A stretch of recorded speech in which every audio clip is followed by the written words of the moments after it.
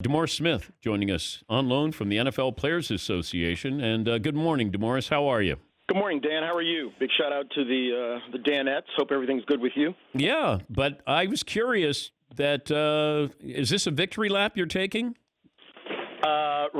Right now, no, I'm in my backyard playing with the dog. So I fly to Miami with our player reps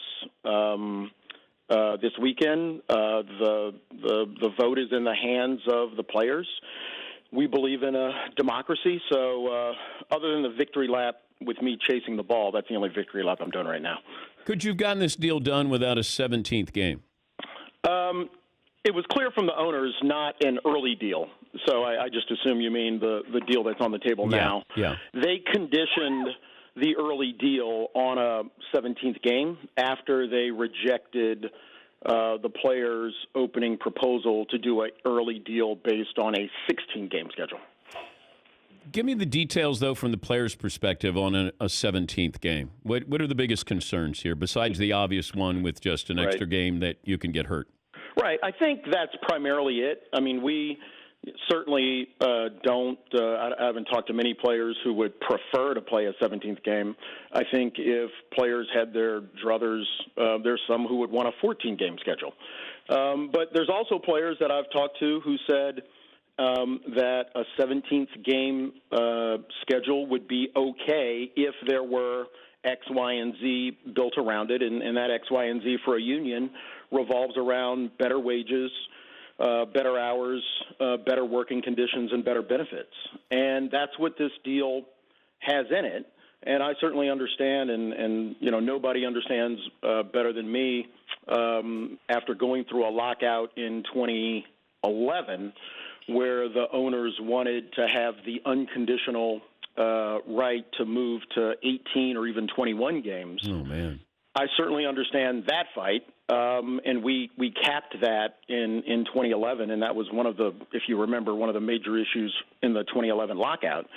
But coming up with an early deal package that contained many of, if not virtually all, of the top issues that our players identified both during the rep meetings and during the time when I was out with the teams, that's what's on the table. But, you know, this is a democracy, and I understand that democracies can be messy. We can turn on and look at the primaries right now and know that that's true. The men make a decision where everybody is heard and everybody gets an opportunity to vote, and that's all I can ask for.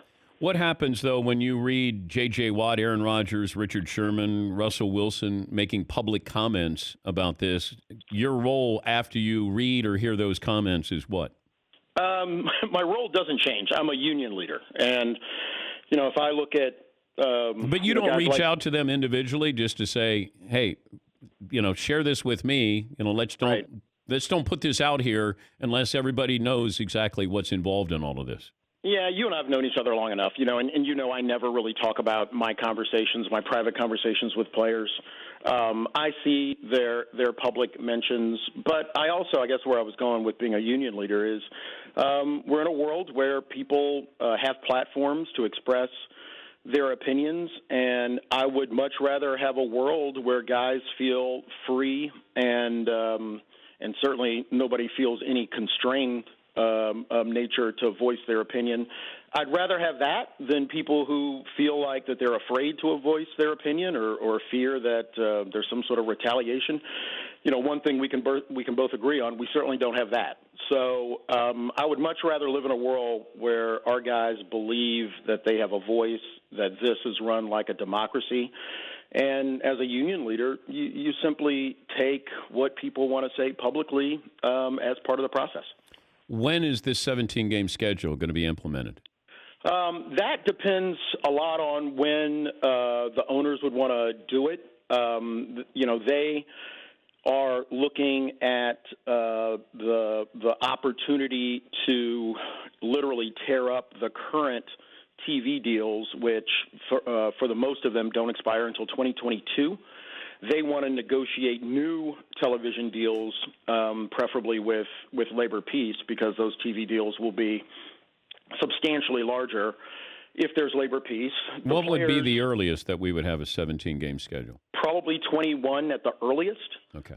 But a lot of that depends, I think, on the television deals, of which the players get 55%. Why was it so important it felt like this was being expedited, and I got a little nervous as I was looking at this, that if the owners want it and want it expedited, then I worried how good a deal it was. Yeah, and I think that is probably one of the most unfortunate and incorrect narratives that's out there. Okay. We started meeting with our players in 2019, actually going back to 2017, telling them to get ready for a work stoppage.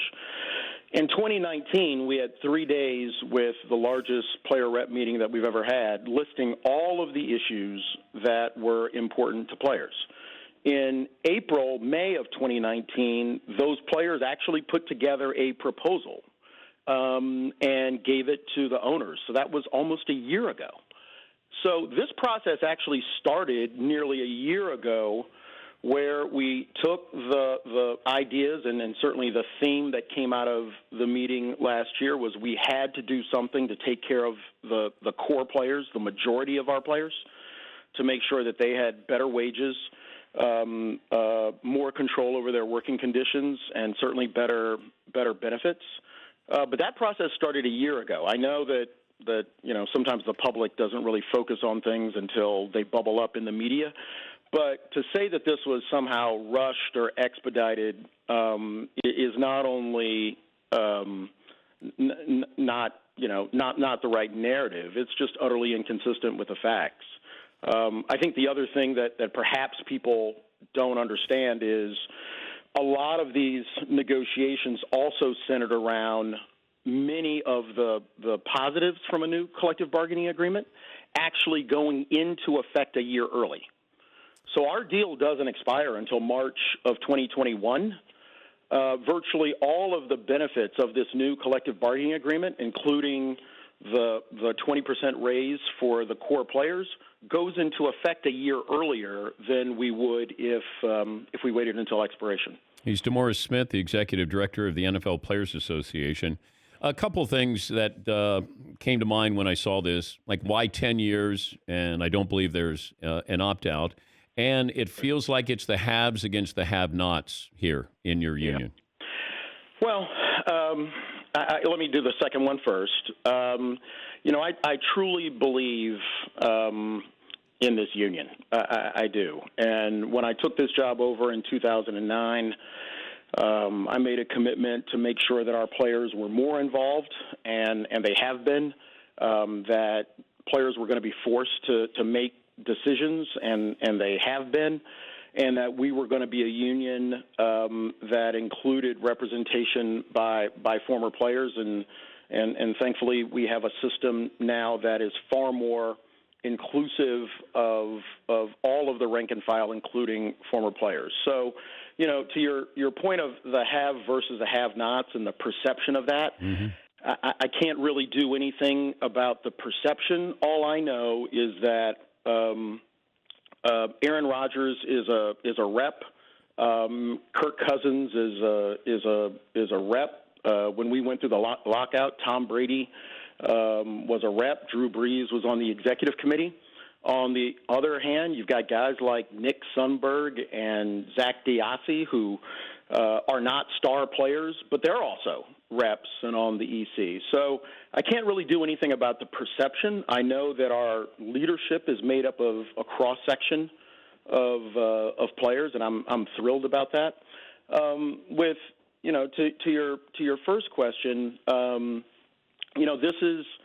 this is still a democracy, and I'm never going to really apologize for that. You think you could take Roger Goodell? Are you talking about arm wrestling, a race? How about arm wrestling? Oh, yeah. All right. What if you went into the octagon? Well, I'm a little bit of a germ guy, so the fact that there's already blood on the floor would make me a little squeamish. But other than that, I'm still pretty confident. Yeah. How about we set that up? I love the fact that I can expect a completely off the wall. Well, You know this show, and you're in pretty good shape. I figure, and, Goodell's he's rangy. He's rangy. He's got a little bit of height on me, and look, I think it would be a pretty good fight. Do I think I'm probably the first person who would cheat? Yes. Isn't that part of the game? Yeah. So if we had to go into an octagon and there was a WWE folding chair nearby, well, that's what you have to use. Have you ever been mad enough that you wanted to punch him, like in your mind? Hey, what's your next question? Yeah. Hey, yo.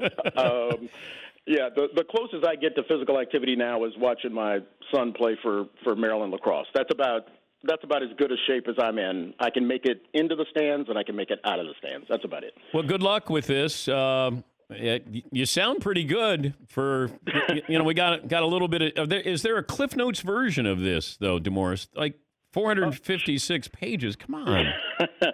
There is a Cliff Notes version that we sent out to all of the players and all of the agents. You know what? I know a guy who knows a guy. I'll make sure I send one to you. That's great. Thanks. Enjoy your weekend. Thank you. Take care, guys. And that's DeMaurice Smith, NFL Players Association president.